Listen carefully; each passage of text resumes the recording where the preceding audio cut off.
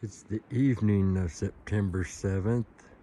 I put on a good hike this morning, but all I saw was 2 hunters. So I got out of there, went home, or not home, back to camp, took a nap, and this evening I decided to go sit in the forest here.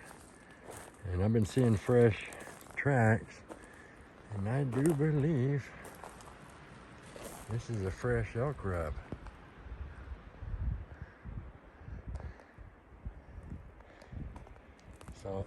So hopefully we'll get lucky this evening. Stay tuned. It's Friday, September 8th. 6 hunters pulled in by my camp this morning.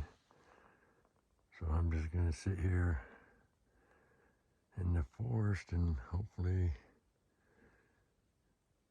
something gets pushed to me, but I don't think anything's gonna be happening today, and it's real smoky again. All right, stay tuned.